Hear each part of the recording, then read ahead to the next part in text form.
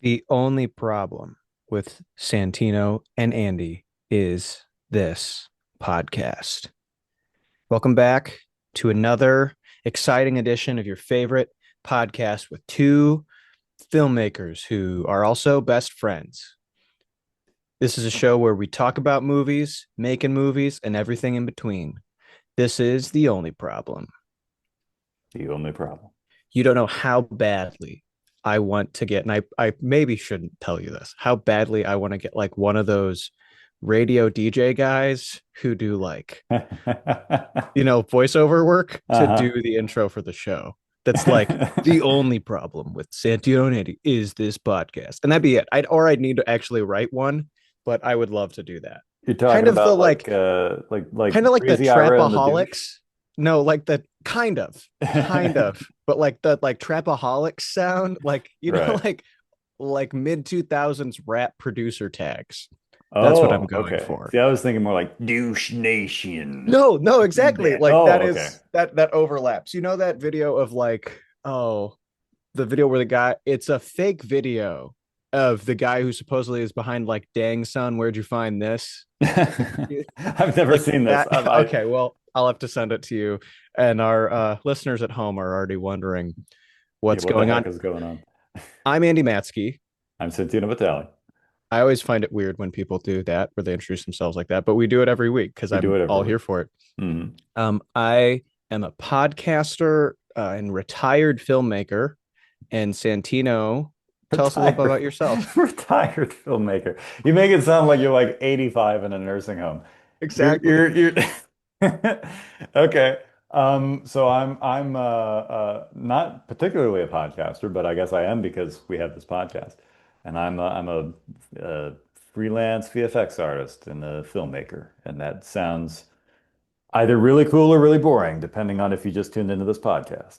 Yeah, if you're a fan of this podcast, that's probably really cool. Hmm. If you're a casual, I don't know why I almost said that wrong, casual listener to the show, you probably don't even know what those words mean. Filmmaker? What is that? Oh yeah. I Um, mean, let's face it, most of the people who listen to this podcast are just they're complete numbskulls. Like they don't know what words mean. Filmmaker. I What? mean, most people on the internet who consume internet content, generalizations assume exceptions, but most people who listen to the show listen to internet. Oops, Freudian Most slip. people who listen to the internet. It's an interesting time to be on the internet. You don't know what's Hmm. real. You don't know what's fake. We could be Speak fake. We might even speaking, be AI. YouTube shorts have been AI upscaling to make it all look AI. It's weird. It's Really? weird. Yes. I haven't noticed At that. least with some big creators, they've really been doing it where they'll AI upscale and it makes it look fake. I watched like half a video about it at work today, and then I was like, I think I got distracted by work. And um, As one should be. as You one should be should be. distracted by work. So the premise of this show is that every week one of us listens watches a movie Yeah. that the other One of one us has never. listens, the other I'm one really okay. watches. Santino just like made I funny faces at the floor, and I could not pay attention. Okay, guys, we're doing this over Zoom, and all I see is Santino interacting with something on the floor. I can only assume it's his cat, but Yeah, I it's a don't cat. know if it's his cat. I wasn't sure if he was going to jump up and yank this out of my ears again. So I was Like he trying to be does. prepared. Right. But no, the way it goes is I watch the movie on mute and have no clue what's going on. You listen to the movie but don't see it. And then we try to fill each other in on what happened. That's that's the That actually would be podcast. incredible. That would be something. Can we find a movie you and I haven't seen before, like both of us, and we do that? We should. We should absolutely do that. Oh my. We should do it with like a B movie. Something that really Yeah. doesn't matter. Something really confounding. Yeah, we'll have to get somebody to do some research on that and see what we Yeah. can find out. Anyways, Yeah, back to the the real premise of podcast. yeah, the premise is every week we alternate a movie one of us hasn't seen before. Hmm. And we watch it and then we talk about it. I haven't seen a lot of movies, a lot of classics, and Santino hasn't seen a lot of movies that are just pop blockbuster filler movies. Hmm. For instance, the Super Mario Brothers animated film from a couple years ago, which I saw twice in the theater. Twice? he hasn't seen once, I'm pretty sure. Yeah, I've Twice. not seen Yeah. it. I Summary of what my experience. We went in super late the first time I saw it. And it's already a short movie. And so then it was only like an hour long, maybe hour 10. Oh. I went back, saw all of it the second time, and I liked it better the first time. The setup of the movie's really not that good. So Wow. if you get right where they get sucked into the Mushroom Kingdom, Hmm. it's a pretty good movie. If you Hmm. add the like extra 10 minutes, it's really not needed. Anyways, this week on The Only Problem, I have too many podcast names going through my head these days, and How many I almost say podcasts are it you wrong every. doing now? I'm only doing two. I'm only doing Bizarre Oh, Sunday, and I'm and this. But there's two other names of podcasts I've done recently enough yeah. that they're almost always there.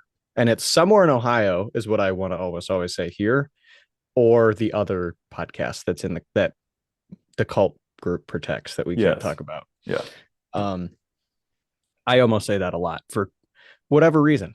Um, this week on the show, we're a little off the rails, but this week we're talking about the 2013 film Prisoners, which I had never seen before. And I watched last night. I started exactly at 9 p.m., which just Wow. felt right. And I want to let you know, I was committed to watching this movie. Like, this isn't a setup for then, and I didn't watch it, but it's like, I was gonna watch this movie last night. Hmm. I put my phone on Do Not Disturb. I put it on the ground next to me. I didn't want any interruptions. And Wow. I watched this movie. I sat extra close to our projector just because I wanted it. I wanted to be immersed. I Hmm. turned the volume up, and I was rewarded for the dedication to paying attention to this movie. I feel There like, we like, and go. I kind of had a clue that it was going to Hmm. be, good and rewarding in that way, both visually and story wise. But um, it certainly was to set up how I feel. You mentioned on the last episode that it was 3 years ago that you recommended this movie to me, I and think I so. looked it up in our text conversations because I'd Hmm. never delete any text conversations with anybody because you never know. And it actually was 3 years ago. Because when you said that, I was like, no, that was like maybe a year ago. It was 2022. It was Yep. December 2022. And I was like, wow, time flies. Because Yeah. ever since then, it's has you've been recommending it to me. So for listeners at home who don't know me personally, for the three of you, um, They for don't the know you. for the last for the last few years, I really haven't watched a lot of movies. Hmm. It's probably been like about 10 a year, Yeah. and probably one or two of those I watch by myself. And whenever that time would come around, maybe like every other time that time would come around, I'd text Santino and be like, what should I watch?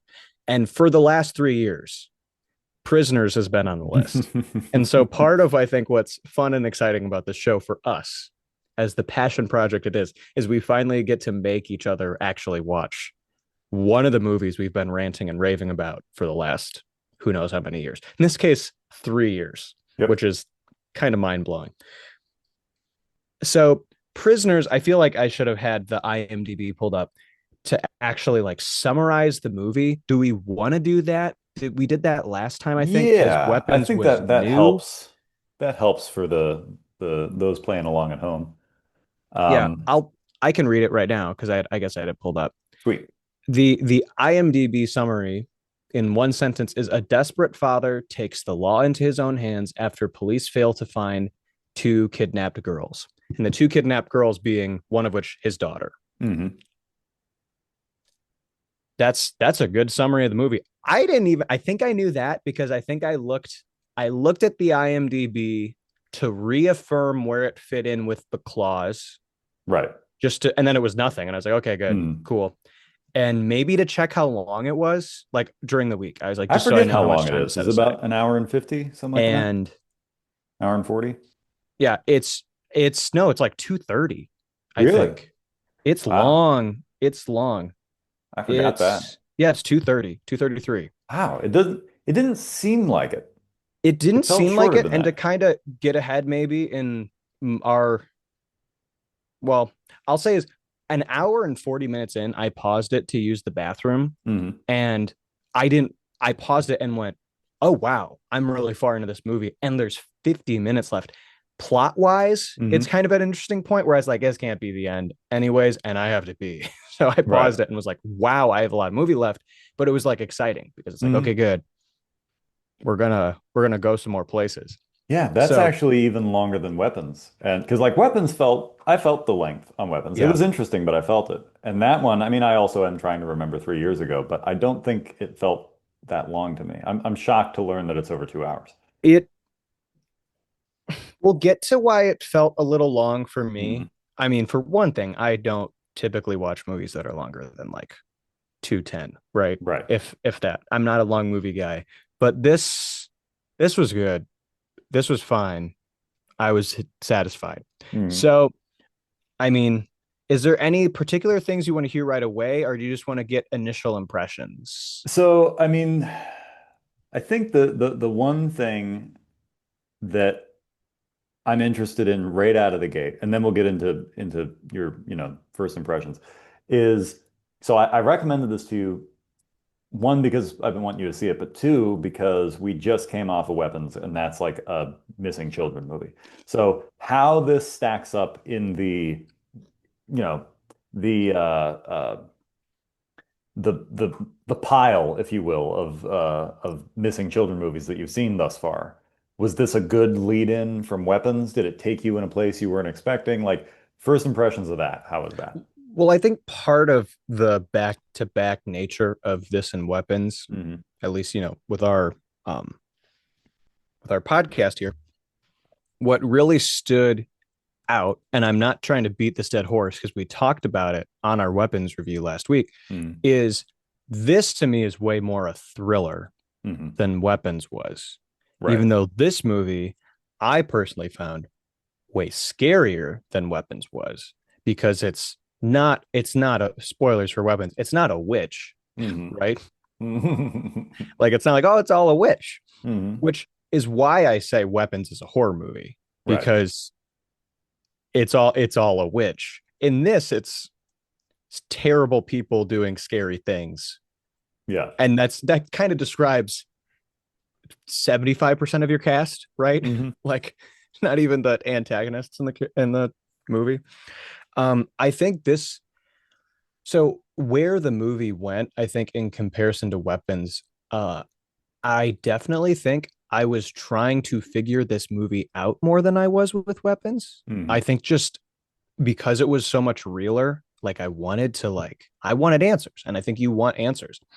Um, I think Weapons at the end of the day, even though it's a story that's told in a really interesting way, is like a straight line, Hmm. right? You're it's told in the through different viewpoints, and that keeps the suspense and tension going, but there's not really a lot of like twists and turns. If I'm remembering right, feel free to correct me. Yeah, But I it's mean it's you pretty much figure out pretty quickly that something's up with that kid in his house, and it's just a matter of what. yeah, this movie really I feel like um messes with, well, how do I want to put this? It really does a good job of making the audience's like expectations, like messing with those. And expectations isn't the right word. I'm struggling to find the right words, and that doesn't make very interesting podcast. The way it makes you think, Hmm. the movie makes you think certain things. It does that very well.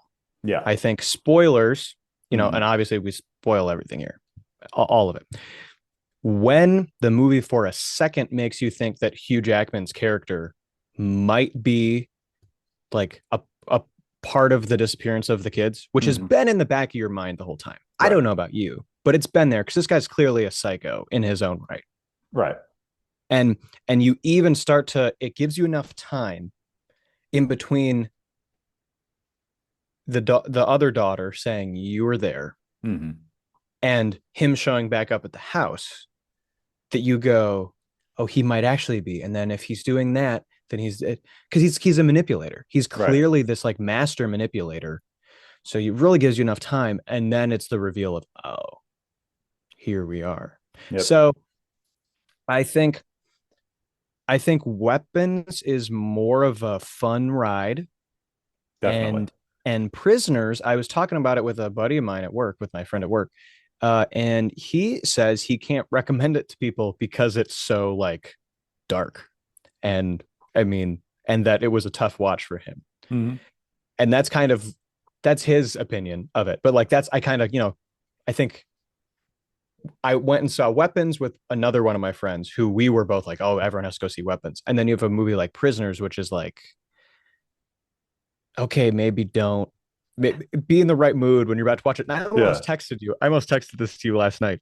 I almost texted you at like 11:30. Like you have to warn me if I need like decompression time if I'm to watch this late at night. And then I was like, I don't need to do that. Plus, I don't want to mess with any expectations of movies. But that's kind of how it felt. Is it was like 11:30, and I was Hmm. like, well, now what? I can't go to bed. I just was anxious for at least part of the last 2.5 hours. Like, where do I go from here? But I think part of what this movie does so well is it's uneasy Hmm. from the start, from probably from like when you get to their house at Thanksgiving. I Hmm. think I mean, they shoot the deer in the first shot of the movie, and then there's a really weird talk between Hugh Jackman and his son, and then you just get into it, and the movie just builds from there. Yeah. So that's initial comparisons. That's what I got. Initial impressions, Yeah. This now lay it on me.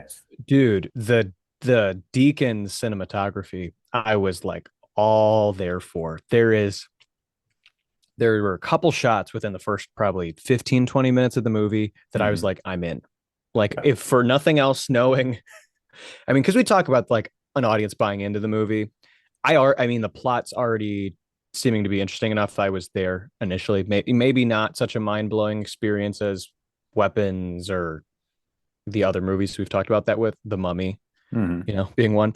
But purely from a cinematography standpoint, there's a couple shots.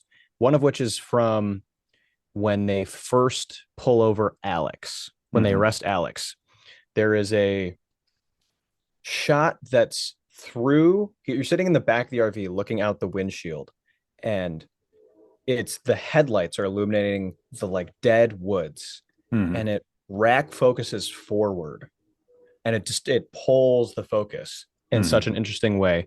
I literally was like, I think I might have audibly been like, oh wow. It's like that's it. And Hmm. then the other one is during the montage of Jake Gyllenhaal's character Detective Loki. Hmm. um there's a couple shots in there, one of which is of a like a storefront, a glass window, and it's raining.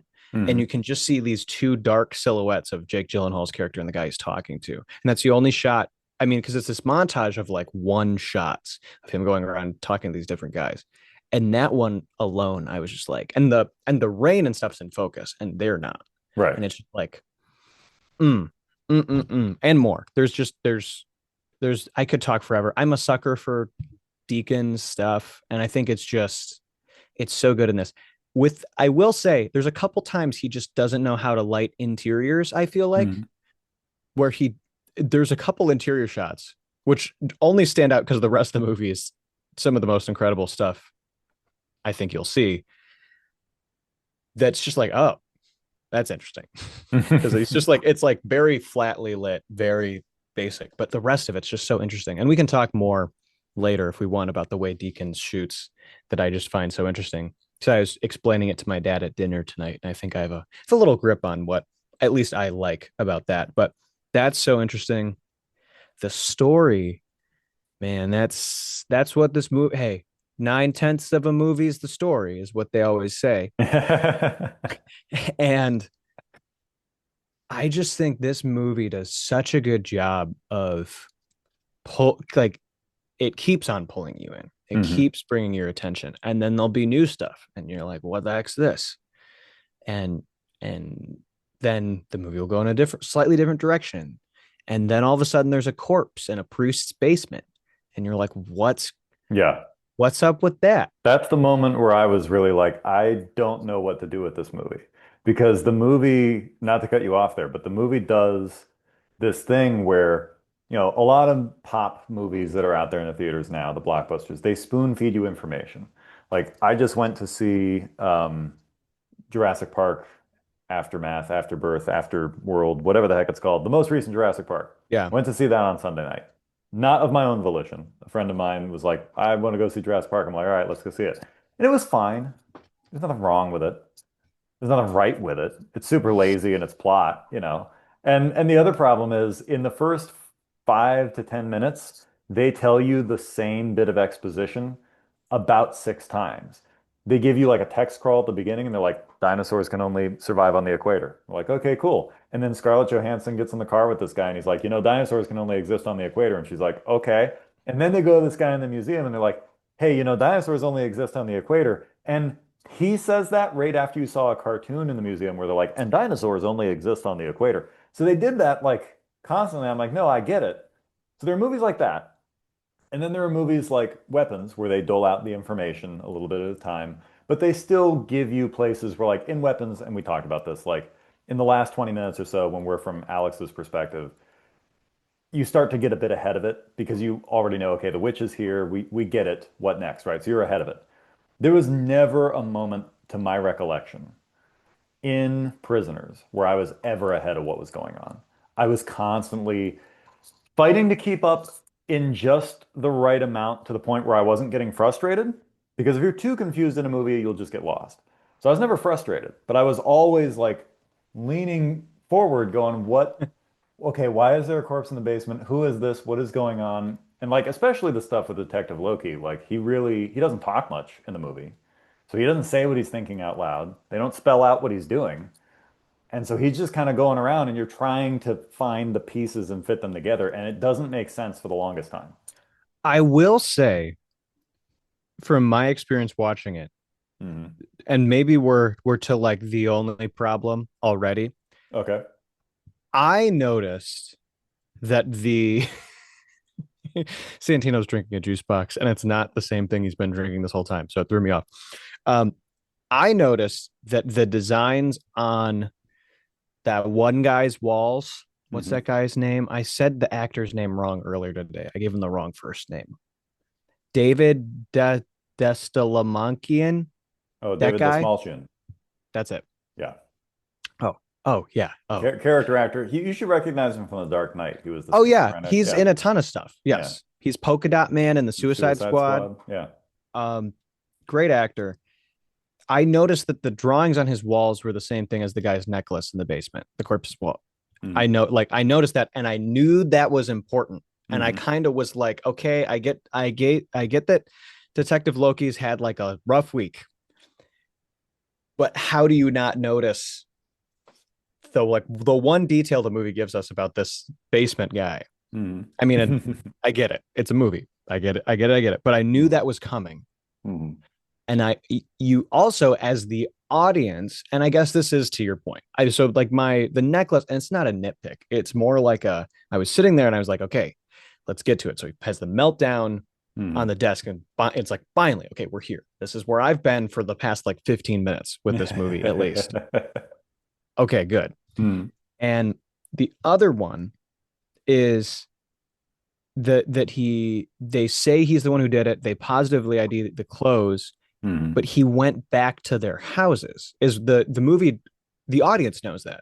The Hmm. audience knows there's something more going on, and I almost wish that wasn't like a part of it. Was that like they included that part about him going back to the houses or something like that? I mean, I get what it does, and I guess you can't just take that out and then yada yada yada. But you as the audience know there's something more to this guy who just killed himself. I also realized like today I don't really understand what he was doing in the movie, and that's not a problem with the movie. That's a You're talking problem with about me. the Smalchian? Yeah, like He's basically just a red herring. yeah, that is pretty much all. There is nothing. There's nothing because like the pig's blood and all that. It's Hmm. just like yeah, Yeah, he's a nut, and he he's a happens to nut. he had their clothes, and he gets off on going to crime scenes and like imagining this stuff in his head. But he actually, if memory serves, and you see, this is my fault here. I should have rewatched the movie in the last week to like Tisk prepare for tisk this. tisk. But from what I remember, I don't think he really. I don't think aside from breaking and entering, he really wasn't guilty of any. He didn't murder anybody. Yeah. He's not like he's not much of a criminal. So yeah, he's mostly just a red herring. And he's mostly just a weirdo. And Mhm. I think they say he's one of the kids Oh who yeah, he escaped. is. Yeah, he's one of the kids. So he's nuts. He's messed up from that. He's So messed up from that. And that's mhm. all he is. Okay. So yeah, those are some of my quibbles with this movie. And not to Mhm. get too ahead of ourselves, but like Right. since we were there, is like I I I try to not be somebody who tries to figure out the movie because I hate that. Mhm. Also, because it kind of I think what the movie does well is it wears you down from doing that Right. because everyone you meet feels like they could be a suspect. Mhm. So if you meet you meet the aunt Mhm. early on and you're kind of like something's up with this lady, Yeah. but then you meet so many other people who are nut jobs and weirdos, and then the whole time Hugh Jackman's acting so weird and Mhm. so like manipulatively that you're like, I don't know. I don't know, movie. You tell me.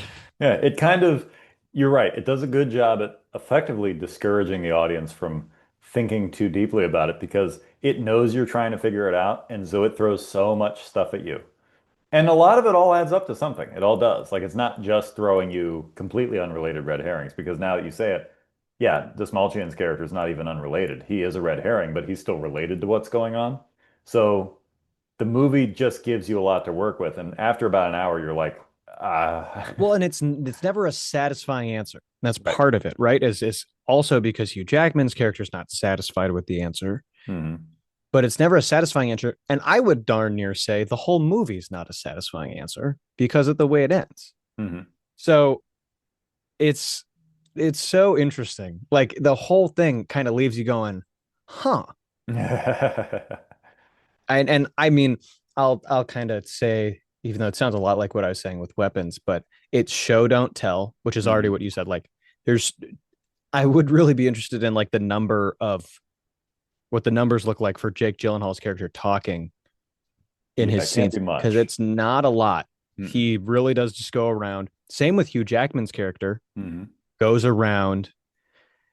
You kind of have to like pay attention. I think like, Hmm. and I feel rewarded for paying attention and seeing what was going on because I mean, we talked about this. If this was a movie that you were on your phone during, Yeah, kind of casually watching, you're not going you're to have sunk, man.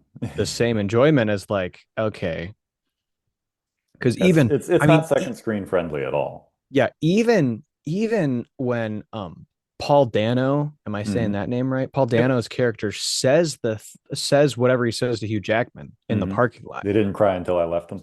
Yeah, Yeah. it's not repeated. The movie makes you even wonder if you kind of hear it. I had subtitles on Hmm. because I think, well, I was renting the movie, so audio is always kind of a little off when you're streaming a movie. So I couldn't quite hear a lot, and I wanted to make sure I could hear. So I knew that's like I knew that's what the movie said he said, but is that Hmm. what he said? It Yeah, and they do that on purpose because they want yeah. you, like you said, they want you to question, did I hear that? Because, Jackman's character is really confident. He's the only one that's confident that he said that. No one else heard it. Yeah. And also, um, what the heck is his name? He's gonna create Jupiter without gravity. He has the platonic solids, and he's gonna tell Joe Oh, Rogan about all Terrence the. Howard. Terrence Howard is in the movie, and he Dude, probably has the most lines out of everybody. you didn't warn me Terrence Howard was in this movie. And when he showed up, I was like, "Oh, That was there before he went totally off the rails. That was when he was there still getting work. there literally was like a Terrence Howard jump scare." And I also, not to sound awful, I couldn't place if it was Viola Davis or not.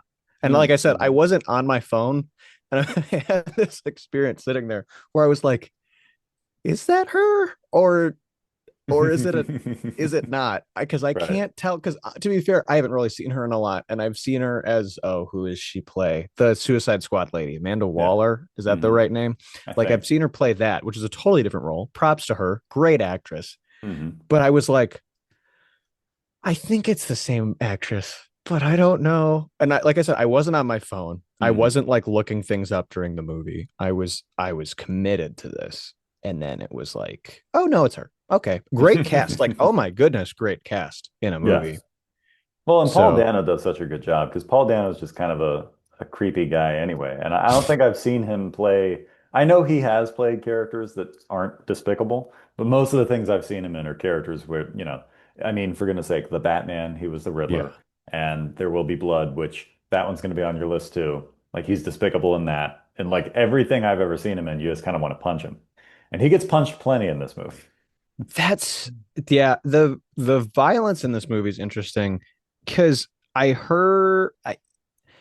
now I feel like the shoe's on the other foot Hmm. because you were like, no, weapons isn't that violent. It's not Hmm. that gory. And I really don't feel like this movie was like crazy violent. Maybe it's after weapons, but it's Hmm. like because it's rated R for like language and violence. And Yeah. I was even reading stuff afterwards. It was like they had to tone down some of the torture stuff to make sure it wasn't NC-17, which it was going to be NC-17 for like other reasons. But Hmm. it's like, but the whole time I was like, don't get it's visceral, Yeah. but it's not like I never was like, ugh. The one time I was like, ugh, is when he got out the hammer, but then he didn't even, he was just threatening. Hmm. So it's like, I don't know. That's like, it's not a nitpick either. That's more like people Hmm. talk, and even like with what my buddy was saying is like, that's so dark and like it's violent. And it's like, Yeah. I I mean, think it's cruel and like it evokes emotion in the sure. violence where other movies wouldn't. It doesn't Mhm. glorify its violence. No, and it gives you, like you said with Hugh Jackman's character, it gives you both relatable characters and really imperfect characters. The lines between who's the good guy and the bad guy gets blurred, and you start to go, well, I'm totally on Hugh Jackman's side because, if I were a father, I would be doing this. But you also have to look at it and go, but this is illegal, and there's a reason you can't do this because if it's the Yeah. wrong person, now you got a problem. I think this kind of goes hand in hand with what we were saying about weapons, which is it's a lesson in contrast. Where, because I was just talking to my uncle, and he didn't like weapons at all. It was just so violent and all this. And you and I talked about this, and it's like it's really not. It builds up a lot to things, but it doesn't show you much. And I think that's the great thing about contrast. When you have a movie, especially like Prisoners, that is so grounded in reality, and it shows you everything in this very bleak tone, the tone is going to do a lot for you. And then your expectations of what's going to happen is going to do a lot for you. So, like you said, when he got the hammer out, you're like, I see five different ways this could go just off the top of my head, and they're all horrible. And then it turns out that it's really not a lot, but it's the suspense, it's the cringing inside that you do going, oh, I hope we don't go there. Oh, I hope we don't go there. What are they going to do? And that is always going to make an audience feel like the movie was darker or the movie was more violent than it actually is. It's all contrast and expectation. Yeah. Couldn't say it better myself. So did you first see this to cut myself off? Did you first see this 3 years ago? Is Yep. that so Yeah, the night I told you about it was the night I watched it. what were your initial impressions? So it's not just all me yapping. Well, I mean, it is your turn. So it's It mostly is going to my be turn to like, yap. yeah, it You're is right. mostly going to be me asking you questions and you responding. But no, fair enough. So I had heard of Prisoners years ago. Like I remember when it came out, and I remember friends of mine had all seen it when it came out, and they're like, "This is a great movie. You got to see it." And I wasn't familiar with the director, Denis Villeneuve. I don't know how you pronounce it, but Dennis, as I like to call him. And old Den and I, we go way back. I'm not a fan of his work, really. I don't care for Dune Part 1 or 2. I don't care for Enemy. I don't care for Arrival. I really don't like most of his movies. I'm just not a fan of most of the subject matter. And so I knew from the trailer, and like you said, from what everyone was saying, the buzz around it is it's so dark and it's so depressing and it's so violent. And I remember just thinking at the time, and really for the last like, well, 9 years basically, because it came out in 2013. So for 9 years, I was like, I don't want to see this. I don't want to be depressed. I just don't want to see it. And so I was at my friend's Christmas party that year, and I was talking to his brother Jesse, and we were talking about movies, and he recommended it. And I was like, I told him what I just told you, and he's like, "No, man, you just got to see it." I was like, "Okay, I'll take the recommendation." And I did. Like a couple days later, I watched it. So yeah, my immediate reaction was, yeah, it's not nearly as dark as I thought it was going to be. It's really not a downer ending. It's a little open-ended, but again, kind of like with Weapons, it's a happier ending than you would think you would get. Because whenever you have these missing kid movies, you figure they're just not coming back. They're dead and they ain't coming back. So, you know, decent enough ending. And I am a fan to a certain point of ambiguous endings. And so, again, what struck me was, of course, cinematography is gorgeous. All those rain scenes are amazing. In fact, I think when I recommended it to you, I sent you a screenshot of the one rain Mhm. scene because it's just amazing. And yeah, when I watched it, I was just super enthralled. I was mesmerized by what was happening. It didn't feel that long. And I kept trying to guess what was going on, and I kept being wrong, or I was half right, or and it just kept changing. Because you think, oh, it's Dennis. Oh no, it's not. It's not him. It's this guy. Oh, it's that guy. Oh, it's Desmalchian. Oh, wait, no, it's Hugh Jackman. It's been him all along. No, it isn't. Oh, what's funny is it is kind of not unlike Weapons. It is kind of the people you thought it was all along, which is Paul Dano and his aunt. Really more his aunt than anybody. But it wasn't, you know it wasn't it yeah, it just takes you in a lot of different directions, I think is the way I can sum that up. I enjoyed the Yeah. heck out of it. Yeah. I feel like, I mean, what's been said about thrillers on this podcast has been said about thrillers, but I feel like you could watch this like another time or two and You it'd still totally be could. pretty good. Hmm. Like the same way with No Country, right? No Hmm. Country for Old Men, you can get at least like three in like engaged views out of No Country for Old Men, Yeah, and I even think I've more. seen it at But least 4 or 5 times. yeah, and It I've seen holds it. up. Yeah, it really does hold up. I think first time you're probably I was pretty confused, but was like that was really good, and then you get more and more because it doesn't tell you anything, Right. and so once you do know what's going on, it's still enjoyable. Um, but this I feel like you could definitely rewatch, and it's you're gonna know, Hmm. but you're not gonna be. It's not like Weapons, which I feel like I might not ever rewatch Yeah, because I couldn't rewatch it. You get so everything from it the first time. And that's yeah. kind of the problem where when everything's, and that's the problem with thrillers, is when everything revolves around just this one reveal, just like most Shyamalan movies. It's like, it's great the first time, you can never watch it again. But you're right, Prisoners, I should have rewatched it. I need to rewatch it. Prisoners is one you could probably watch at least 3 times and probably find new things and be like, wow, that was great. I think because the characters are so good too, Hmm. right? Like all your characters are so engaging.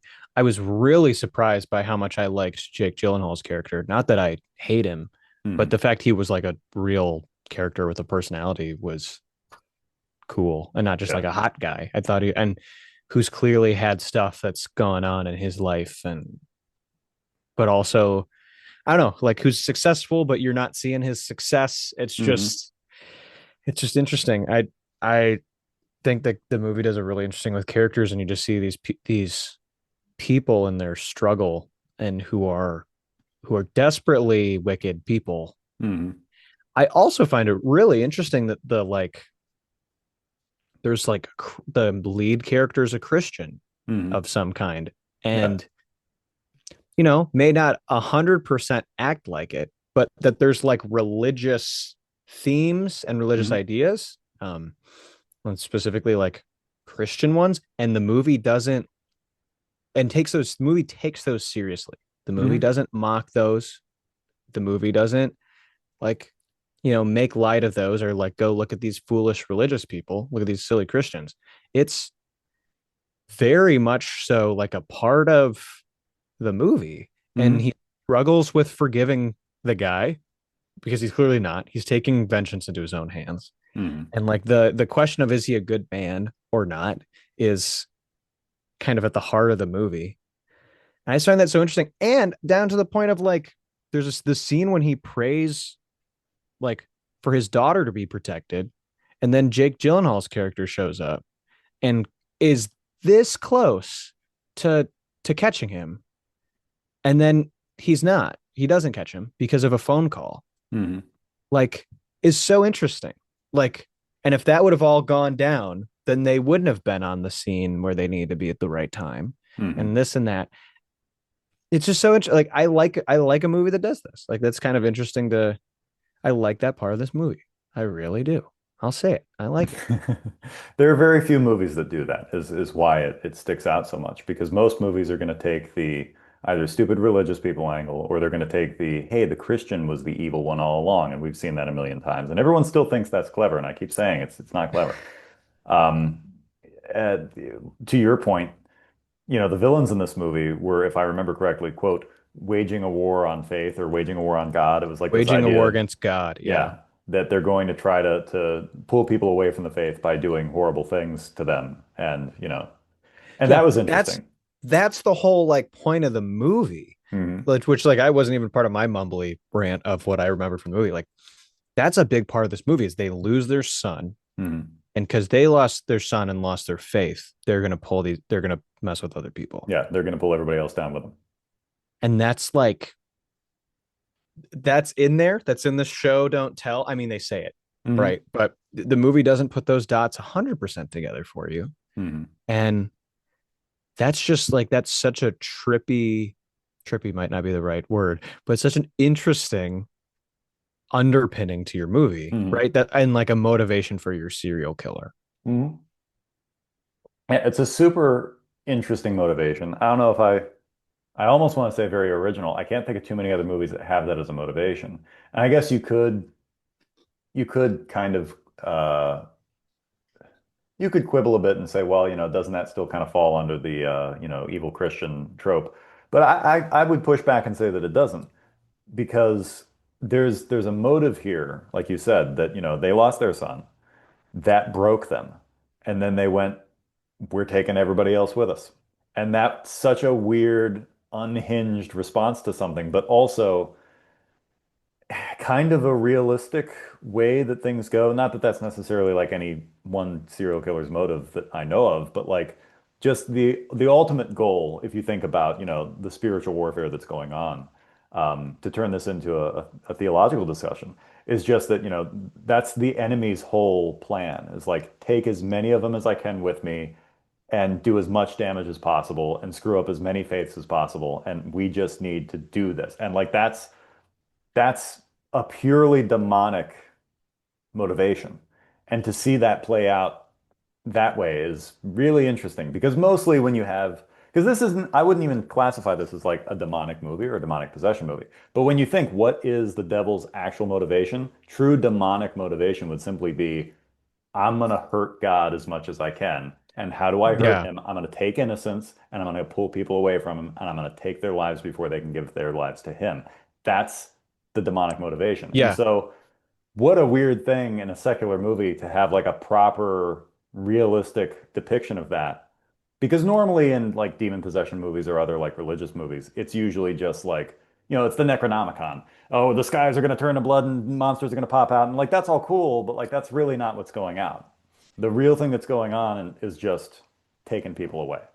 Yeah. And like a very in the same tone of the Hmm. rest of the movie, it is this very plain, here's what this looks like. And it's like you said, it's like it's the truth of what's really going on. Hmm. Most of the time, what's unsaid is it's a war against God. Yep. But but in this but in this movie, it's an explicit war against God. Hmm.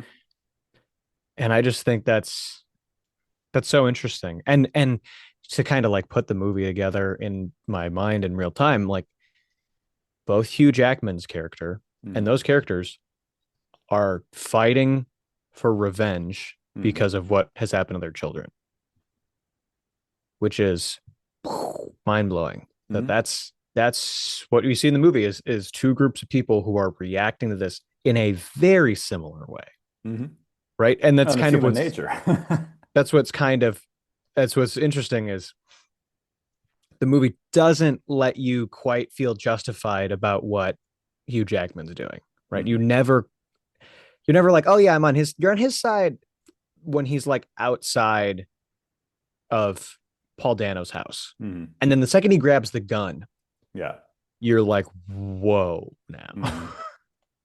And then from there on in the movie, you don't know because you get this reaction. You want you as the audience want answers to this, and you certainly feel like that Alex Jones, crazy Hmm. name to pull in Hmm. the mid 2010s. But anyways, Alex Jones, Paul Dano's character, like he has some sort of answer. He said Hmm. we think he said that thing to him in the parking lot. Yeah. Like he says I'm not Alex, which Hmm. that whole thing, the whole thing of when he's in the shower, it's blocked off and you can just see his eye Hmm. and he looks terrified. Yeah. That's spooky. And then Hmm. you can hear him talk. He finally breaks, or Hmm. whatever you want to call it. Because why is he even quiet? That's like a what? Well, Why would I he mean, not? he is also, he's somewhere on the spectrum. I forget exactly how like Yeah. autistic he is. So he's not like all there, in terms of Yeah. communication. So yeah, who knows what is going on in his head, but it is, yeah, it's crazy. He says, I'm not Alex. And you're like, what's that mean? And Hmm. they're in the maze. So good. So good. Can Yeah, I and I, geek out about Deacons in a bit? oh Or you were going yeah, to say no, something? go Okay. ahead. Go ahead. So I think I was simply just gonna respond to what you said, which was basically more of the same. So by all means, geeking out do. about Deacons. So this isn't as much of like a technical breakdown of what Roger Deakins does in a film Hmm. because I don't know enough of that, and I need to. I need to study up on my what Deakins exactly does. But part of because I complain so much about how movies look, or they look great, right? We've had a good track record of movies on here that have been at least interesting. Yep. What I think Deakins does, especially in weapons, are not weapons. He shot This weapons, one. Yeah. especially in Prisoners. Right. That's so good. So good. Is augments, he stylistically does natural lighting. I'll put it that way. He Yep. stylistically does like a natural look. And that's like that is the Deacon's look, right? But it is this, it's not plain Hmm. at all, but it is a very natural looking yet extremely well lit. It's kind of because I want to be able to say this in a way that the casual listener can enjoy, but like he makes stuff look gorgeous and normal. Hmm. He Deakins has this background in and the cinematographer Roger Deakins had a background in documentary, Hmm. and you can almost always pick that up. I feel like in his work because it feels so grounded. So there's a level of realism to his work, but Hmm. it's not. But it never loses like the artistry, and it always looks pretty Right. to kind of make it as simple as I can because I don't want to be too abstract to where I don't know what I'm talking about. But it's you see that time and time again in this movie where the lighting is essentially exactly how something would be lit in real life. It's just kind of like you placed your subject Hmm. in the perfect place in the room. And I know that's not what he did, but that's almost like, when you're like taking pictures with your friends and you just so happen to be in like the perfect spot Yeah. and you're like, oh my goodness, this looks pretty. That's like Deakins kind of does that, but with every shot and Hmm. like every angle is this perfect. And I also think what's incredible in this movie is just how literally the amount of light dark it is, Hmm. right? It is such a dark movie and there's such little light at Hmm. times. You maybe get a light on your actor or a reflection of a light. Or with example, the eyeball, right? You literally have a frame that is like 80%, 90% dark. And all you have is the hole and Paul Dano's eye Hmm. illuminated. And you still get as much emotion and you still get all from that shot that you could possibly want. I mean, I've already talked about the couple shots that really brought me into the movie, but still when you meet, there's other ones like when you meet Detective Loki at the diner is shot so interestingly. It is this naturalism that is extremely hard to like get that look because Hmm. it looks real and yet there's such craft in the way the light is on the face or on the group of people. It's very interesting. Santino Vitale, what do you think? Well, I mean, I concur, obviously. It's interesting because Deakins, like you said, he has a documentary background, and he actually, I think his website is still up. It's like a forum, and you can ask him questions directly, and he'll usually respond. Like he's very active online, which is crazy. The reason that his stuff looks the way it does is because he is, and this is going to sound to the layman, so, the 99% of our listeners, this is going to sound like an insult, but it's really not. He's simplistic in the way he approaches his lighting. But in that simplicity, you have a lot of power because he'll often use one, maybe two lights, a really hard backlight, just a really soft front light. And what he does is he goes for maximum separation. So even though you have a movie that's really dark like this, you compare this movie to other movies that came out in the last few years, like modern movies that have dark cinematography. And they're so murky, you can't see what's going on because everything's ill-defined. Deakins does not do that. He keeps things very well defined. And part of what accomplishes that is kind of what's happening to a point on my face. Right now, part of my head is up against a very bright thing. The other part would be like if this was the bright side of my face, it would be up against a dark thing. If this was the dark side of my face, it'd be up against a light thing. He does that a lot on purpose. He uses a lot of very strong backlighting through a lot of his scenes. He'll use reflected light a lot. And another thing that he does is he uses basically a DIY light rig. It's like this big ring of lights, and he uses that to just get a very big, soft key source. And he'll usually place that kind of three-quarter, and that's, your documentary, like your interview lighting. But it's always very effective. And he uses the same show LUT on every single thing, regardless of what the colorist is going to do. He always uses the same LUT, so he knows exactly how to expose it. And he always kind of plays in the same end of the pool, no matter what he's doing settings wise. So it's always very homogeneous the way he can approach it. And you would think, well, that would make everything he does look the same. And it doesn't, because I can show you like three different movies at Deakins' lens, and you would know it's him just because it's really well done, but you wouldn't necessarily pick out that it's him because of the way it looks. Because he is a cinematographer, unlike others. He actually will light a movie and compose a movie and choose an aspect ratio for the story, which I know is like crazy. Like, who would ever think to do that? But like, he does that. Other cinematographers tend to kind of just impose like their look. Like, if you look at Wes Anderson, he and Bob Yeoman, they'll always do the same thing all the time, and it looks the same. You look at Bruno Delbonnel, all of his stuff looks the same. And Deakins is like a chameleon. Like, one of these days, we're going to have you watch The Big Lebowski, which he lensed in 1998, and there's going to be nothing about it that makes you go, oh, this was Deakins. Like, it's a super plain looking movie, but it works. And then you can jump to No Country for Old Men, and then you can jump to this, and then you can jump to Blade Runner 2049, and it's like, or then you can jump to Skyfall, James Bond. It's like super crazy, and he'll just do whatever works for the film. He doesn't get very precious about it. But yeah,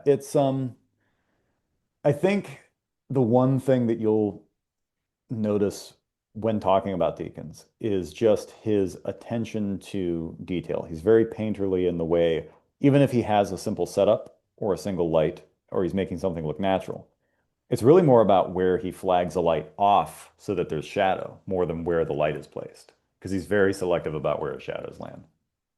Yeah, like we talk a lot about like Rembrandt lighting these days, Mhm. I think, but it's kind of that look of Mhm. you have a single source or maybe a source and a bounce, but the way the shadows fall on the face is incredible. Or like where the backlight hits whoever it is in this shot. There was one shot in this movie that's in the house. I think it's on Thanksgiving before the kids go missing, or it's like Mhm. right when the kids go missing. And it's lit practically. Is it actually practically lit? I don't know. But it seems like it's practically lit by this lamp. Mhm. And the one subject, it might be Terrence Howard. The shadows on his face are like perfect. And then the other person, who's one of the wives, is like perfectly like rim lit Mhm. by this one light. And is it actually, I don't know, but it gives the illusion of this perfect Mhm. lighting on two people. And I was just like, what? The other thing, and I want to make sure I mention this, the other thing that this movie does that I love so much, that Deakins does in this movie, is the use of reflections, Mhm. which typically you wouldn't really see in movies. A lot of movies with with car doors in glass and other things that are reflective. Like I just said, two things that were the same thing. You didn't even notice. Um, like the windshields, and I already mentioned the like storefront. Mhm. there's that practical layer of a material there that Mm, he I and you may know technically more of what I'm trying to say here, but due to how he shoots, and I think it has to do with like your aperture and like other things, that that pane of glass is out of focus. mm, The subject's in focus, but it's still very much present. And I love that look. Personally, subjectively, that really grounds your movie. You want to talk mm. about like a grounded look to anything? I mean, you can have real things like documentaries that don't get that level of that's normally something you want to almost avoid. Right. And this movie embraces that, and I love that. As well as, and I think this is true. The way, um, and this okay, we're gonna get in the weeds with this. The way the lens breathes, I Mm, find so interesting in this movie. He really tuned his like, and I believe, and what I'm not sure is that it's shot on circular lenses, right? It's not shot anamorphic. if I I remember correctly, I think I should have done more research. yeah. So well, and that's also that's kind of even in the weeds of what research Mm, you could have done because of the way, and this is like a to like translate because of the way your out of focus areas move mhm. when you change focus Right. is so rich. Like that's that shot in the camper, Mhm. right? It is this big focus pull where you're changing focus distances. This movie does that so well. And like uses it as a part of like its visual language Mhm. where it has that shallow depth of field, like a medium level shallow depth of field, Right. but it really like it uses all of that. And I find that so interesting because that's kind of like what I mess around with, right? Like it's almost to your point of like it's simplistic. Like a lot of movies don't necessarily use it, but it's simple, but it's so effective in like grounding your movie. And I just find it so interesting. I also love the setting of this movie, like Mhm. southeastern PA, rolling hills. I mean, I know it's shot in Georgia, but that's where Yeah. they say the movie is. So Mhm. I find that so interesting. It says they used Zeiss Master Primes. So Zeiss is probably why you're catching that detail there because Zeiss are some of the I mean they're Cadillacs of lenses. Yeah. Um, yeah, it looks like it was spherical, which is interesting because you usually don't get a ton of lens breathing on spherical lenses as much as you do with anamorphics. But And breathing might not technically be the right word, but it's the way they use what's out of focus and mm, kind of the way when they change focus distance, it like they let it morph at yeah. times, whatever the right Yeah, word for that that would be is. lens breathing. And that's very, it's not dramatic because I Mm, mean, it's not bad lens breathing. Like right. it's very good lens breathing, and hence the Zeiss Mm, lenses, right? It's right. and part of what we're talking about is, and you've probably noticed it, listener at home, when your lens like autofocuses, especially Mm, like maybe like an older, well, any older lens, but especially like an older point and shoot, if you'd like autofocus, the way it really would like wah, rack, wah, wah, wah. that's Yeah, focus there's breathing. And lenses can either be good at that or bad at that. I have a older photo lens on an older digital camera that I have that is the worst focus breathing I've ever seen in my life because it's not meant for it. It's an old Tamron lens right. that's not a thought they had when they were making it because it's a photo lens. But in cinema lenses, you'll see that they really try to minimize that Mm, like weird warping of what's in and out of focus when you change focus. And in this movie, they shot on really expensive lenses that made that look really interesting. And I mm. mean, you don't even need really expensive lenses to do that these days. We No. make decent budget cinema lenses. So, like the Surrey Nightwalker Mm. series, sponsor us, Surrey. Um, sponsor our audio only podcast. Sponsor the audio only. That way we can make it video too. Yeah, we can. Yeah. But yeah, it's just so interesting. I love the setting. I really like this movie. Not to get too far ahead, Mhm. but I did really like this movie. If Yeah, you I can. had a feeling. I had a feeling. No, and I mean that's obviously I think that's really great that that you were able to lock in with it this much because I knew you were gonna like it. I knew that you were gonna be invested. But it's great when you can hear, okay, like he got really invested, like he was really paying attention. He was seeing these details. And jumping back a bit to just the plot, just the story of this thing, you know, there were so many moments, I guess not even so much story, but like the acting in the movie, what the actors were able to do with the material they were given. And because so much of it, especially from Jake Gyllenhaal, is nonverbal. I mean, you have that amazing moment of acting. I believe it's the first or maybe the second time he goes to Dismalchian's house. And he knocks on the door and he's smiling, he's real friendly, blah, blah, blah. And then he hardens really quick. And it's so scary how perfectly well he was able to do that because it was just bam, and he locked in. He's like, "Nope, this is how this is going to go." And you're like, "Wow, that I wouldn't want this guy coming to my door," you know. Yeah. And he's the good guy, but like, it's so cool. And then we got to talk about the ending. We got to talk about So the ending of the yeah. movie, I kind of like talked through it with my buddy at work today, and I Mhm. still don't know how I feel about it Now you watched this because by yourself, right? You didn't watch this with your yes, dad or anybody else. right, I watched it by Okay. myself. So the movie ends. Hmm. It ends so for the few people who've listened this far and have not seen the movie. The Spoiler. movie the movie ends with Hugh Jackman's character still missing. Hugh Jackman's character gets thrown into this pit Where they've by been well holding the children this where whole they've been time. holding the children into this pit, and he's drugged Hmm. and he gets thrown in this pit. And the movie ends with him still missing. They find the kids. Hmm. They find his daughter. He doesn't know that yet. He's still in this pit, and Jake Gyllenhaal's character's at the location where the pit is and where all this has gone down at the house of the antagonist. And you faintly hear the whistle because when Hugh Jackman's character is down there in the bottom of the pit, he finds the red whistle that his daughter's been looking for. Hmm. Now, if you ask me, I thought that was fairly ambiguous of like, is this really happening or not? Because he's drugged Right. and because I don't know, because I was like, where'd the red whistle come from when I first saw the movie? Hmm. But I was like, okay, interesting. And then we kind of hear the whistle, and then Jake Gyllenhaal's did I hear the whistle? Hmm. And then the movie ends. Yeah. Yeah, they don't give you the satisfaction of whether he went to investigate or not, which is brilliant and frustrating.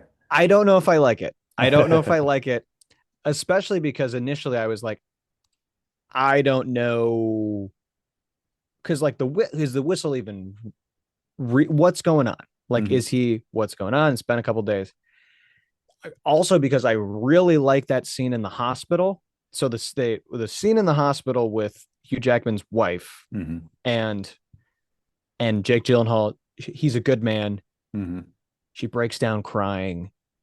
Get like the satisfaction of the girl being alive, which that's crazy. That like to your point, like is a happy end, like happier ending than I was expecting. Right. Especially, I was bracing for like him to get in a car crash and the Hmm. movie end there, right? Yeah, Or No something Country for Old Men kind of. like yeah, like I didn't know what was going to happen, but the movie could end there, and I would have been like, okay, that would have been like, and we don't know if they find him.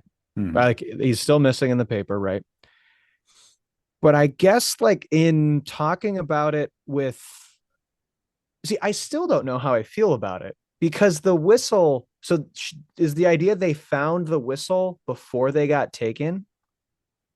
Because if so, then why haven't they been blowing the whistle? Because they're drugged up and they're incapacitated. But like, I just don't understand. I don't understand, and I don't want to sound like I don't like the movie, and I also don't want to sound like one of them. I need ending explained kids Hmm. because I'm fine with it being ambiguous. Hmm. So, see, this Because is I why I should have watched it again. Let me read the Wikipedia synopsis here. Okay. Yeah, next morning, Anna and Joy visit Loki in his hospital room to thank him. Later, Loki wanders to the crime scene at Holly's house where he faintly hears a whistle blowing. So, remind me, the whistle was that was given to the daughter, right? no, No. So he had the whistle on him the whole time. no, he goes in. The whistle is what she's missing and like is a lost item of hers, and that's Hmm. why they go back to the house. Is to in the setup of the movie is to look for her red whistle. Oh, well, okay. Well, so they because they were playing around on they were playing around over by The RV. the RV. So it would have been in the Then why RV weren't they blowing the whistle in the because it hole? would have been in the RV, right?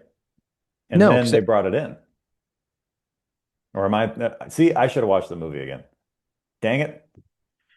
so my like where did the red whistle come from is kind of my confusion, because then that leads to how I understand the ending of the movie. Okay. So I think I think it's ambiguous. And I think it's certainly ambiguous if he goes and investigates, right?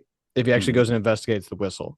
But I think the whole whistle thing is up in the air because he finds the whistle in the hole when he gets Hmm. thrown in, which is after he's drugged, which I guess it doesn't establish. And it's kind of been established that the cocktail involves some sort of hallucinogenic thing. Okay, here we go. So in the time between when the girls left the house to look for the whistle and when they got kidnapped, they found the whistle because at the hospital, the daughter says that she found the whistle. But the mom says she bought her a new one. Yeah. And But how so would they think that she's confused, but they found it before they got kidnapped. okay, so then the mom's saying I got her a new one, but they Right. did find it. Okay. Yeah. Okay. So And then see, all we're really looking at here is that this might be a slight, it's not even a plot hole. It's just like we assume you were too drugged in the hole to blow the whistle, or there was no yeah. one around to hear it. Like that would be the only possible explanation. Yeah, and that's like, and to be fair, yeah, that's like that would be the little bit of That'd be our only problem. nitpick. Yeah, that would be our only problem is Hmm. that they didn't blow. But also, if you're grabbing the girls and they have a whistle and you're experienced serial kidnappers, Hmm. Yeah, you think you get rid of that pretty quick. you'd know. Hmm. And so it's like it's a bit of a like I like that it's ambiguous. Hmm. I'm fine with it being ambiguous, but to me that makes the ending extra ambiguous. Right. Is what the heck's even going on? But also, if they did have the whistle in the hole, Hmm. then we could have had this plot point earlier. Yeah, and like this is what you just said, right? We're just gonna have to assume you were too out of it, which I guess to be fair, when I don't know, then that's kind of where we're at, right? Yeah. But that doesn't Well, ruin the movie by any no, means. I'm not trying to, like I had my issues with weapons. This hmm is nowhere near that. This was no. more like This is a very minor thing help me altogether. understand. Mhm. Yeah, I mean, I think from what I can remember of it and from what we're discussing here, I think I think what we're looking at is just kind of a very minor, not even plot hole, but like I wouldn't say plot hole. inconvenience of logic. It's like, should we just assume they were too drugged to blow the whistle, and or when they came around and would blow the whistle, there just happened to be nobody there? Because who knows how long Hugh Jackman's been blowing that whistle before Loki came around. And if Loki hadn't come around, no one would hear the whistle and you're just going to freeze to death in a hole because it's the middle of winter. So like there's a decent, I think there's enough suspension of disbelief there where I can go, yeah, it is what it is. I think and again, like my kind of questioning of this is way more with the ending Mm. than any of the details leading up to it. Even I him think finding the it in the ending is hole. him. I think that happened. I think I never I never thought that was ambiguous. I thought he found the whistle. I at the time didn't question why they hadn't blown it or why it was still down there. But I assumed that that was really happening because it would appear that Loki's reacting to faintly hearing Yeah. something. So as far as I'm concerned, that's happening. I think it's ambiguous in terms of whether or not he is able to find him or assumes that he's hearing Yeah. something or not. So it's still super ambiguous. But I think, at least insofar as I remember and concerned, I just assumed it was happening. But I mean, I guess that is another way you could Yeah. look at it too. I think it's such it throws everything up in the air Hmm. that maybe even with my viewing of this movie, it was extra like, wait, what? Just what? Which I don't know. That I was a bit dissatisfied with that. I kind of like, oh, it's over. Yeah, well, that's the one And trouble with ambiguous endings. They tend to not be super satisfactory. and like I said, I'm fine with not getting all the answers, right? Hmm. I like show don't tell. I don't need like a recap of everything that just happened. Hmm. I would have been fine with an ending, and maybe I think I was literally about to describe No Country for Old Men, honestly, because I allow me to say what I was about to say, like where Detective Loki goes and talks to like the police captain, Hmm. and that's the ending of the movie. Literally No Country for Old Men. Right. I realize that. But like, or yeah, he's at the hospital and something else, like, I don't know, something happened. Like there's one other thing, but the fact it sets it up to then Hmm. be ambiguous Right. more so than show don't tell the newspaper Hmm. kind of. And maybe who knows what's going on. I kind of liked that. And then it set up more and then took it away, which I kind Hmm. of was like, well, okay, well, okay. But it still was a really good movie. And like for a guy who doesn't like long movies, I enjoyed it. I mean, I when I paused it at an hour 40 was like right when you think they've found the evidence that the daughters are dead. You Hmm. find they positively ID the clothes, Right. and I kind of was like, "Oh, good. There's 50 minutes left because this can't be it because Hmm. of plot holes or not plot holes, but plots that are things that have been set up that they haven't Right. filled yet, which would be plot holes if the movie just ended there." Um, but all in all, I really liked it. I haven't known what to like rate it all day. I kind of want to give it like a 8.5 because I feel like I put myself in a corner with like my rating system, and I knew I was doing that. I almost want to like go back and re-score The Mummy because I feel like I scored it really high, and I almost in hindsight, I think it's worth the high rating, but that's well, but there's no like backsies. I almost yeah, and that's what it is. So like Hmm. I'm gonna say 8.5 out of Yeah. 10 because Yeah. I and if I did give Fugitive like an 8 as well, I Hmm. would put it above like The Fugitive, which is Right. kind of crazy. But Hmm. also I think that is where personal bias creeps in a little. Hmm. And the thing's shot by Roger Deakins and has a really good story. So and great acting. Hmm. Phenomenal acting. And it's got Paul Dano. And I think I have to watch it again to say if it has my heart or not. Okay. Because I think we've yet to have, is this true? Before I say it, because I actually think we've yet to have a movie this go around that's been so close to having my heart. That's true. Like Weapons, the first 10 minutes, maybe like 7 minutes of Weapons has my heart with the Hmm. the slow-mo needle drop and all that. But that doesn't count. The amount of movies that their opening 10 minutes have my heart and then the rest of them don't, there's Right. quite a few. And I liked The Mummy, but it doesn't really have my heart. And I was kind of sure the whole time. The whole time, I was like, I don't know, because it's convincing. So Hmm. maybe I know we do no takebacks, but it's like Hmm. I gotta maybe give it another go around. Because to be fair, like when I first watched No Country, Hmm. it was like I don't really know. I guess when I watched Napoleon Dynamite and The Fugitive, I was young and willing to give my heart away to whoever. But Well, they're really good movies. yeah, and I had really great experiences watching both of those, especially Hmm. Napoleon Dynamite. So and I liked I really liked this movie. I really liked Prisoners. Hmm. I and I'm eager to like recommend it to people. But I I don't think know. Prisoners is the highest rated movie you've done so far, right? It is. It Yeah, is. 8.5 is the highest because Napoleon Dynamite was like, I think an 8 or something. I can't really remember. And The Fugitive was like an 8. And The Mummy was like a 7.5 or something. So, yeah, And 8.5. and Weapons was an 8. Weapons was an 8. Yeah, so 8.5. And I concur. I checked before. This is the one bit of research I did before we hopped on this call, and I checked what my IMDb rating was for Prisoners. Now, IMDb, you can't give half stars, so it's at an 8 for me. But when I think of that, it's basically an 8.5. It's like Wow, it's that's definitely, high. I think yeah. that might be the highest you've given a movie as There are well. movies of mine that go I to mean, 9 and I mean 10. that we've talked Right, about that just we've not that we've talked about. yeah. So I'm really interested to do that. I might have to cheat. We might have to cheat one of these times and like I pick your brain. We the listeners and I pick your brain about a movie that you just love, love, love. But that's I like and I just got to give it a little bit of time to see Mhm. if I really, really, if this movie has my heart. But Well, it's, we'll check back. We'll check back in a few episodes and see what you think, yeah, or in a few months. absolutely. Yeah. Once I've seen it again, I'll have to, we'll have to see.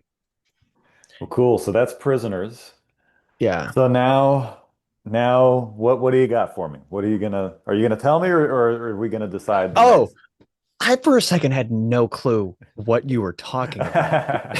I'm going to be so honest. We're Are to you gonna that point give in the me my day. money? That's kind of You what it was gonna like. It's drive me like, to the? I was like, what are you talking about? So, you know, I'm going to look at my list Mhm. Yeah, you and don't have to say on the air. I want to say on the air, but we need to give it like a little bit of for me to find what I've written down. What did you so eight tell me why yours is an 8.5 while I look for prisoners. Yeah. Well, I mean, I think it's kind of all the reasons we've gone over, but you've got fantastic performances, you've got amazing atmosphere, you've got a fantastic cinematography by Roger Deakins, and you have a story that, like we said, it twists and weaves, and it gives you the ability to watch it multiple times. And that's such a big factor when I consider the rating of a movie. There are so many movies I've watched that I really enjoyed, but I only give them like a 6 or a 6.5 because you can really only watch them once. Or they're really enjoyable, but there's nothing incredibly special about them, you know. And this one I think is really special because of its themes, because of the way it handles them, because of the repeat watchability. And it's not that I'm looking for movies that make me think, because I do enough of that already, and I just want to be able to turn my brain off and watch something fun. And this isn't a fun movie, but it's not a downer, and it really is so well told and so immaculately presented. And yeah, I think that and all the other reasons previously mentioned is why I give it the 8.5. Because there are very few movies that I'll give above like a 6.5. Sevens to me and 7.1, 7.2, point 5, those are like modern classics. Classics are usually eights. So the fact that this movie that Wow. came out in 2013 gets an 8.5 is up there with legitimate classics from like the 50s and the 80s and the 90s and whatever. And then, nines are basically perfect movies. And then tens, I don't think there's really a real reason on earth to ever give a movie a 10 because no movie is perfect. But the movies that I give tens are movies that I just love simply because I love them. And generally they are very well made. But, I think to me a 10 is kind of, here's what I'm getting at. To me, a nine is basically the highest a movie can go objectively. And then anything above a nine, that extra point has to come from a completely subjective place where you're like, I just love this. That's That's usually fair. what gets a 10. That is I get that because there you can't separate your subjective Hmm. experience from what the movie is. I think you said it on the show of like watching a horror movie by yourself, it's a horror movie, but Hmm. watching with a group, it's a comedy. I had this uh, perspective shifting thing happen. I think I've told you about, but I'll tell the folks at home. When a bunch of my friends and I went on a trip to Virginia, like 2 weeks after we graduated high school. And when we were there, we are staying at a friend of ours, dad's place he had, and we watched The Conjuring, which Hmm. I had watched by myself a year or two prior and was scary. It's like it's a horror movie that's rated R simply because it's so scary. Hmm. Not because it's bloody and gross, but it's just a scary movie. And I watched it with a group of 12, 13, 14 guys. Hmm. And we laughed more during that movie because of we essentially MST3K'd a great movie and added sound effects and like we had some friends who were doing funny things. One of our friends was not even watching the movie because he's scared of horror movies, so that was just a funny angle to it. And it was it was probably one of the most I'd ever laughed during a movie was watching The Conjuring with my friends. So the lesson is, guys, folks at home, that your subjective experience of the movie does 100% impact how like you're viewing in the movie. So I think I can totally agree with rating the movie and that one point being what really does it. So I think what I'll have you watch, and not I think, what I'll have you watch, because you haven't seen it, unless you have, and then we'll go back to the drawing board, is Godzilla -1. I have not seen it. Because I think you'll dig it. I don't think I'm not gonna it's not gonna blow your mind, not to give too much away, but I think you'll of the recent giant monster movies, it's pretty good. Cool. I'll have So to check it out. I have not seen any Godzilla except for Godzilla 99 or 98 or whatever have that you was. not even seen the original? No, I've seen no Godzilla. Wow. And I Should know, and we I say I've seen no Godzilla because I know you Godzilla fanboys completely reject the 1998 Godzilla, the Roland Emmerich one, which is my favorite, by the way, but it's also like the only one you've it's seen. the only one I've seen. It's it's kind of funny these days, and this is another no extra charge thing. Mm, Ever since the legendary Godzilla movies have kind of gotten widespread approval, yeah, Godzilla fandom has really softened to 1998, like I would to the hope point so. of It's kind a of to good the point movie. of indifference, and kind of to like what you're saying and what a lot of people said all along, but it's kind of all the frustration's gone is that it's a really good monster movie. It's just a Mhm. really bad Godzilla. So Yeah. now I want to make you watch the 54 one. That just be what we talk about since you've never seen that? They don't have anything to do with each other. Spoiler alert between Okay. -1 and So but should I just watch both? And no, then, we can okay. just let's just talk about Godzilla 1954. Make sure you don't watch Godzilla King of the Monsters, the American one. I'll have to Okay. we'll have to get this. I'll Like have to send me send a you the right poster thing. or a link or something, but Yeah, yeah. because they yeah, we'll talk about Godzilla 1954 and I'll rewatch it because it's a classic and I can't believe you haven't seen it. So Dad'll be so excited to listen to that episode. Well, I'm excited to dig into it then. Yeah, and you can hey, you have to be honest. That's rule number one around Oh here. yeah. No, I'm gonna So be honest. And yeah. even if it tears your soul apart, I'm gonna No, be honest. no. It was Tara, trash. It was horrible, I say. why do people Right? even like this movie? What is Yeah, he, a this dinosaur or a giant lizard? What is he? the show will tear our friendship apart. I Um, I think that's it for this week's think episode, that's it. talking about prisoners. If you enjoyed the show, send it to a friend that you like to talk to movies. No, talk about movies. Talk I to said this movies. wrong in the end of last I like episode, and it. I get it Send it. wrong No, every time. it needs to be our signature now. Send it to a That friend that you you like to talk to movies. about. He Yeah. about to. Yeah. Or Yeah. Share it with a friend. Mhm. And we'll be back hopefully next week. Maybe not. We'll see. Godspeed. Bye.